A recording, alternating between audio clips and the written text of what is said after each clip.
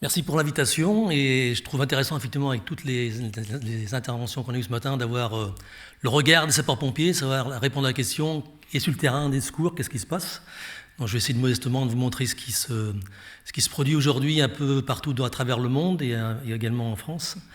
Avant de commencer, simplement pour vous dire que le problème de l'emballement thermique des batteries est certes un sujet qui intéresse, qui passionne les services de secours, ici et ailleurs, mais qu'un autre sujet nous passionne, c'est l'isolement, le risque électrique dans les batteries, notamment dans les batteries qui sont dans la mobilité type voiture, poids lourd et bus, puisque vous savez que un des aspects importants des services de secours, c'est l'intervention sur les accidents de circulation, et qu'en l'occurrence, quand nous intervenons sur les accidents de circulation, nous pouvons avoir à découper, pousser de la tôle pour pouvoir sortir les victimes qui sont coincées à l'intérieur des véhicules, et que ce sujet du risque électrique, quand on commence à triturer ce type de véhicule nous intéresse et nous inquiète un petit peu, puisque c'est un sujet de travail qu'on a aujourd'hui avec notamment l'organisme Euro NCAP que vous venez d'évoquer, et en relation directe avec les constructeurs automobiles pour savoir comment on peut intervenir de manière efficace, mais également en sécurité sur ce type de situation. Donc on ne l'évoquera pas aujourd'hui, mais sachez quand même que voilà, pour les pompiers aujourd'hui, que ce soit ici ou ailleurs, c'est bien l'emballement thermique et la sécurité vis-à-vis du risque électrique en cas d'accident de circulation. Pour ce qui nous concerne, donc on a vu que l'impact pour les sapeurs-pompiers, en fait, il est multiple, hein, que ce soit de la production, puisqu'on a parlé des gigafactories qui vont se construire ou qui sont déjà en place en France, de la production jusqu'au recyclage des véhicules et des batteries, en passant par le stockage, le transport, etc.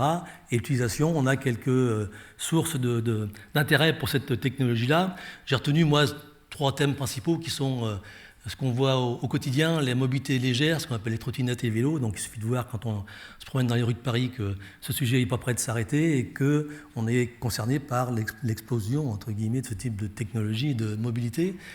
Également les ESS qui sont donc des systèmes de stockage stationnaire d'énergie qui sont plus récents mais qui ont tendance à se développer de manière importante. Donc nos collègues du CEA tout à l'heure ont évoqué un très bon sujet un très bon rapport qui a été réalisé avec les collègues du GIS de l'Isère de la Savoie sur la problématique de ces sécurités de ces stockages-là.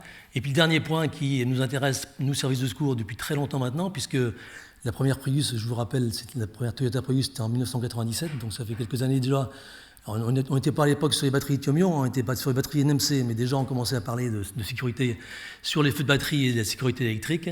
Et donc le sujet qui nous intéresse depuis longtemps, c'est bien les véhicules, poids lourds, VL et bus. Avec cette annonce qui n'arrange pas les choses, l'annonce d'arrêter les véhicules thermiques à l'horizon de 2035, qui fait que vous voyez comme moi dans les publicités aujourd'hui qui nous entourent, on ne parle plus que de véhicules hybrides ou de véhicules électriques. Et donc, on va passer très allègrement d'un taux de véhicules hybrides électriques aujourd'hui sur le parc français et européen qui est de moins de 5% à un taux beaucoup plus élevé pour arriver pratiquement à 100% dans les 20 ans qui viennent. Et donc, pour nous, en termes de contexte opérationnel, on est sur ce type de vidéos que vous avez tous vues dans les réseaux sociaux et autres, en parlant de mobylettes et de trottinettes électriques, avec ces emballements thermiques de petites batteries, hein, qui sont certes des petites capacités, mais qui engendrent des effets non anodins. Quand c'est à l'extérieur d'une habitation, c'est souvent anodin, quand personne n'est autour. Quand on est sur des espaces clos, comme on dit, notamment des appartements, maisons, immeubles d'habitation, on est sur des réactions et des conséquences qui sont un peu plus importantes, avec des productions de fumée qui sont telles, comme on le verra tout à l'heure, et des dégâts thermiques qui peuvent s'apparenter aussi avec des effets missiles, puisqu'on est là, en l'occurrence, comme on le verra tout à l'heure, sur des cellules cylindriques, principalement dans ces petites technologies, qui génèrent des effets missiles et qui font des effets dominos importants dans des structures type appartements et compagnie. Donc on a ce type de choses à gérer. Pour les ESS, comme je disais tout à l'heure, donc c'est une technologie qui a tendance à se développer sur le territoire français et autres, avec notamment des rétex, comme on dit, des retours d'expérience qui sont récents, hein, puisqu'on en a depuis 2019, avec des emballements thermiques à l'intérieur de ces ESS qui ont généré des effets un peu catastrophiques pour les intervenants, notamment un cas particulier qui a fait réagir le monde entier sur le sujet, qui est un cas qui s'est déroulé en Arizona en 2019 et qui a mis au tapis 4 pompiers, suivi par d'autres exemples en Chine, en Corée du Sud et au Japon, qui ont fait que maintenant la communauté scientifique et industrielle s'est penchée sur le sujet et a commencé à proposer des solutions qui devront, dans quelques années, avec le retour d'expérience qui vont arriver, nous dire si c'est suffisant ou pas.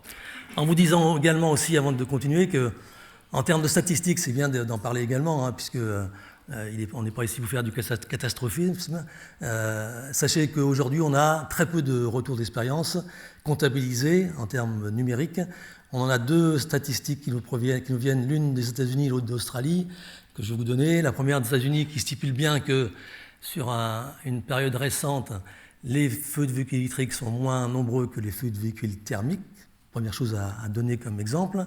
Et par contre, deuxième information intéressante de cette statistique, c'est que, et qui est là peut-être un peu plus inquiétante et qui mérite d'être confortée par d'autres statistiques, c'est que, par contre, les feux de véhicules hybrides sont plus importants que les feux de véhicules thermiques. Ceci pouvant s'expliquer par la bi-énergie se trouvant par définition dans les véhicules hybrides. Mais tout ceci sera conforté. Mais la bonne nouvelle, c'est que les véhicules électriques sont moins soumis à des incendies que les véhicules thermiques. Et la deuxième statistique provient des Australiens, eux, qui ont fait une statistique sur la période 2012-2022, qui donne un élément intéressant sur l'origine de ces emballements thermiques pour les services de secours. Sur cette période-là, 25% des emballements thermiques étaient sur des véhicules qui étaient en charge. D'accord ?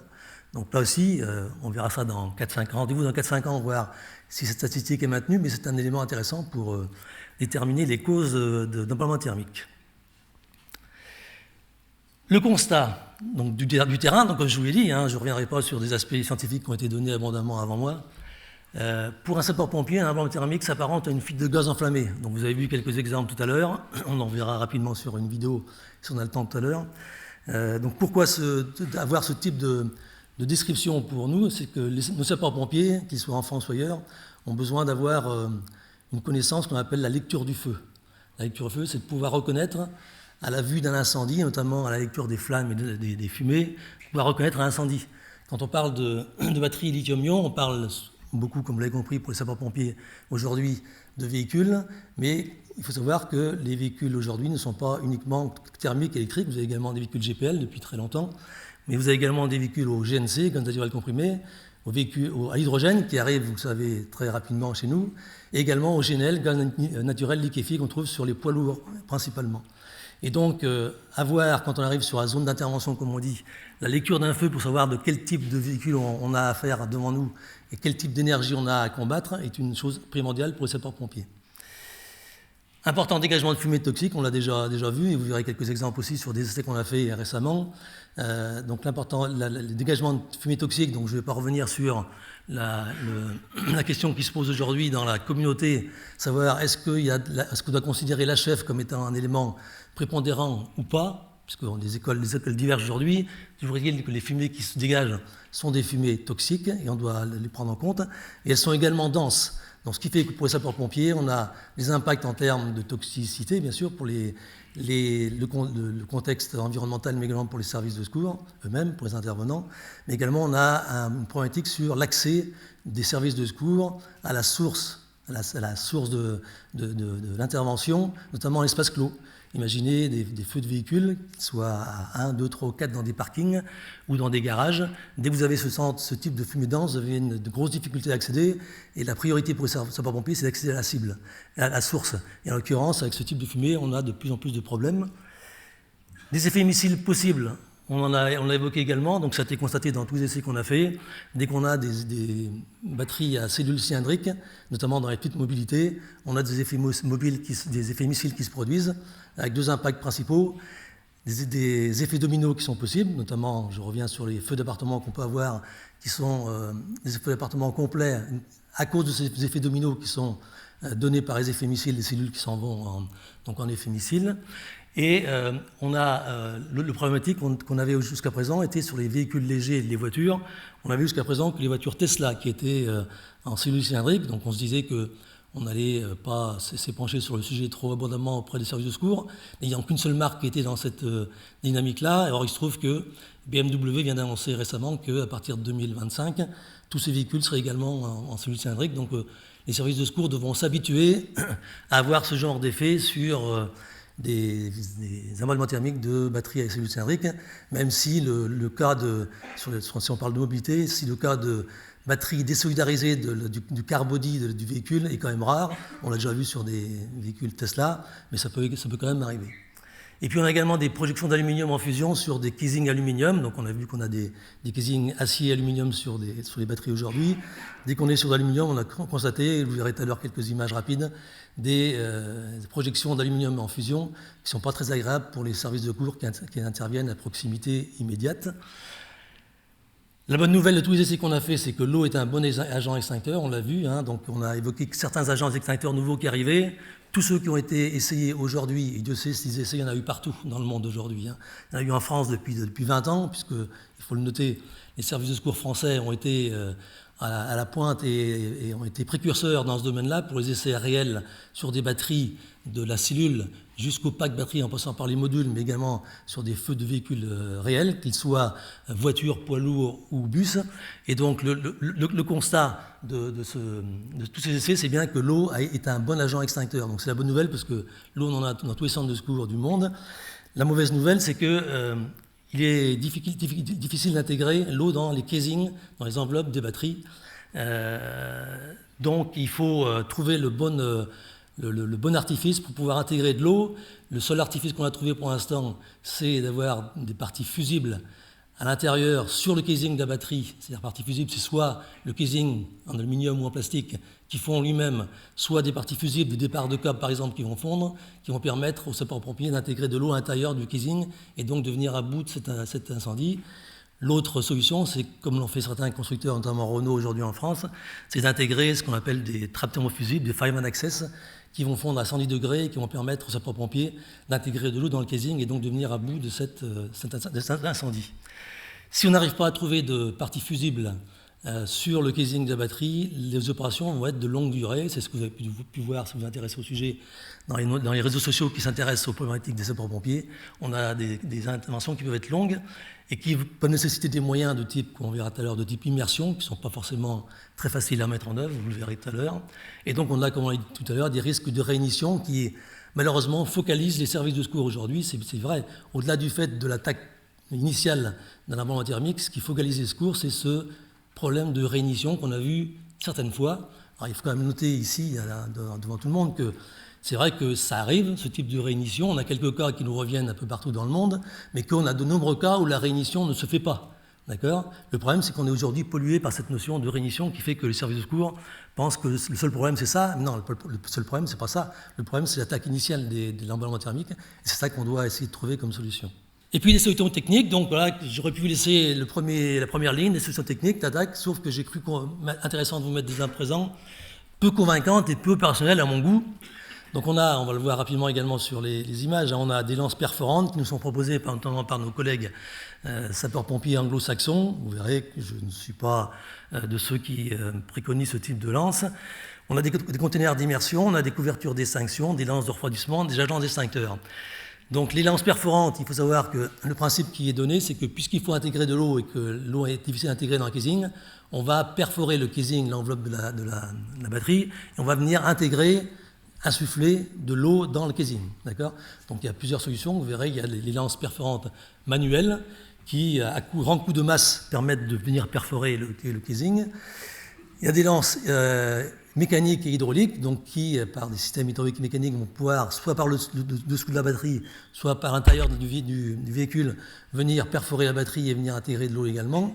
Et puis, vous avez des containers d'immersion qui donc, vous sont proposés aujourd'hui au service de secours pour dire écoutez, c'est pas compliqué, les pompiers. Si vous avez un véhicule de type voiture, eh bien, vous prenez une grue, vous faites venir une grue déjà sur le site d'intervention, vous faites venir une berce d'immersion, et puis vous remplissez la berce d'immersion, et puis vous rechargez les véhicules dans la berce d'immersion, et puis l'affaire est entendue. D'accord ? Donc ça paraît simple comme ça, mais ça n'est pas tout à fait, vous avez compris comme moi, je crois. Je suis pas le seul à l'avoir compris. Donc on va voir ça. La couverture d'extinction, on l'a évoqué dans le sujet précédent, hein, donc c'est une très mauvaise idée, la couverture d'extinction, puisque en aucun cas ça arrêtera un emballement thermique de batterie, pour toutes les raisons qu'on a évoquées précédemment. Et surtout, ça risquera de mettre en danger les gens qui vont retirer cette bâche à un moment donné s'ils ne prennent pas les précautions nécessaires, avec des retours de fumée qui peuvent être dangereuses pour les personnels.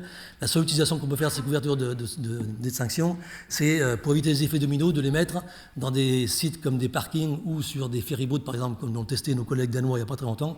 C'est de couvrir les véhicules adjacents, qui sont contigus à ces véhicules qui sont en feu, pour éviter que l'emballement thermique soit en effet domino, mais en aucun cas pour arriver à faire une extinction quelconque. Il y a des lances de refroidissement, vous verrez qu'on a l'exemple des Finlandais qui m'ont envoyé ça il y a très récemment, très contents de leur coup. Bon, je pense que ça ne sert à rien non plus. Et puis des agents extincteurs, donc allons-y. Donc beaucoup de boîtes préconisent des agents extincteurs aujourd'hui. Aujourd'hui, jusqu'à preuve de plus en plus informés, et de tous les tests, et je vous dis, il y en a un paquet de tests qui ont été faits pas uniquement en France, mais partout, pratiquement dans tous les pays du monde, je crois, aujourd'hui. Hein. On a des tests qui ont été réalisés sur différentes méthodes d'accès à la batterie, sur différents adjuvants à l'eau, émulseurs, etc.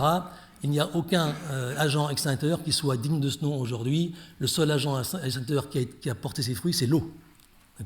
Donc vous pourrez essayer tout ce que vous voudrez, je pense qu'il y aura encore des gens qui vont encore faire des essais, mais quand on parle d'agents à base de vermiculite, oui bien sûr ça peut fonctionner sur des petites technologies, hein, sur des smartphones et compagnie. Si vous utilisez ce genre d'agents extincteurs à base de vermiculite ou à base d'émulseurs, sur des grosses cylindrées, hein, à partir de 3, 4, 5, 7 kW, voire plus, j'en parle même pas, ça ne fonctionnera pas. D'accord ? Donc si un jour vous avez un test qui fonctionne, faites-moi signe, du coup, que je serais content de l'avoir, mais pour l'instant, tout ce qui ressort de nos tests, les tests qu'on a réalisés, de ce qui ressort des tests qui sont faits par mes collègues à l'étranger, et je vous dis, il y en a un paquet qui ont été faits, rien n'a fonctionné aujourd'hui. Et donc pour finir avec les conteneurs d'immersion, par contre, voilà, donc c'est bon pour les batteries isolées, évidemment, immerger des batteries isolées sur des conteneurs, c'est bien sûr, hein, en production, etc., c'est intéressant. Sur des véhicules légers, c'est déjà très problématique. Et en fait, après, qu'est-ce qu'on fait de l'eau qui est polluée, et compagnie. Et dès que vous avez un bus articulé électrique, qu'est-ce qu'on fait? D'accord ? Et puis pour finir, une tactique offensive ou défensive. Donc alors, voilà la tactique qui est aujourd'hui, on va dire, reconnue dans tous les services de secours de France et de Navarre. C'est celle-là, c'est dire, on sait que l'eau est efficace, on a des moyens d'eau en eau partout dans le monde. L'objectif principal, c'est empêcher l'emballement thermique en refroidissant la source d'énergie. C'est-à-dire que c'est le but principal, c'est quand même de dire, si on peut empêcher l'emballement thermique, on va y aller, on va refroidir la batterie. Si l'emballement thermique a lieu, on essaie par les moyens traditionnels en privilégiant, si possible, l'intégration de l'eau dans le casing, partie fusible du casing et dégradation du casing, comme j'ai évoqué. Si c'est indispensable et possible, l'immersion de la batterie, vous avez compris que ce n'est pas souvent possible. Et si l'extinction est impossible, ou enjeu limité, c'est que si la voiture en pleine pampa, dans la campagne, l'attitude défensive, c'est-à-dire le cible brûlé, doit s'imposer ou se proposer. Alors, c'est inutile de vous dire que pour les services de secours en France, cette notion de laisser brûler est compliquée à faire passer parce que ce n'est pas dans notre ADN, dans notre historique. Nos collègues anglo-saxons ont fait ça depuis très longtemps, mais je pense qu'il faudra également y venir un jour. Et puis les perspectives. Donc la collaboration entre les services de secours et les constructeurs automobiles, notamment, parce que c'est le problème qui nous intéresse aujourd'hui pour nous, afin de trouver des solutions. Sachez qu'on travaille sur plusieurs solutions au niveau de l'ORNCAP. Le premier, c'est l'équipement d'aide à l'intervention sur les véhicules. Donc j'ai évoqué la fameuse Fireman Access qui est mise en place par Renault. Alors c'est un élément qu'on évoque, mais ce n'est pas la seule solution qui existe. On évoque également, pour tout ce qui est partie accident de circulation, les signaux d'avertissement du risque d'emballement thermique pour les services de secours. C'est que ce qu'on souhaite, et on est en train d'avoir des bons retours de nos collègues constructeurs automobiles, c'est qu'on sait détecter aujourd'hui un début d'emballement thermique. Ce qu'on voudrait, nous, sapeurs-pompiers, c'est que cette détection, de manière précoce, puisse nous être signifiée dans le véhicule accidenté par un moyen indéterminé pour qu'on puisse anticiper, si besoin, des techniques de secours dites d'urgence pour sortir les victimes qui seraient incarcérées dans le véhicule. Et également, pour finir, des consignes d'intervention claires sur les fiches d'aide à la décision. Donc il faut savoir que tous les véhicules aujourd'hui sortent une fiche d'aide à la décision, ce qu'on appelle des rescue sheets en anglais, et on en a 1400 aujourd'hui sur différents véhicules qui circulent dans le monde, et que dans ces rescue sheets, on a des consignes pour les services de secours en cas de feu. Et donc ce qu'on souhaite, c'est que les constructeurs, contrairement à ce qui se fait aujourd'hui, nous donnent des consignes claires pour intervenir. Et donc là, il y a du boulot à faire. Et pour finir, dernier slide, un impératif à l'avenir pour les batteries, mais aussi pour les autres énergies, c'est une concertation en amont des services de secours, dans les processus de conception des véhicules, des ESS et tout le reste. Et surtout, la problématique d'emballement thermique doit être intégrée en amont de l'environnement, c'est-à-dire que ce n'est pas uniquement le problème de la batterie, mais également de l'environnement, c'est-à-dire le problème du véhicule, de l'ESS, etc., etc. J'ai fini, merci.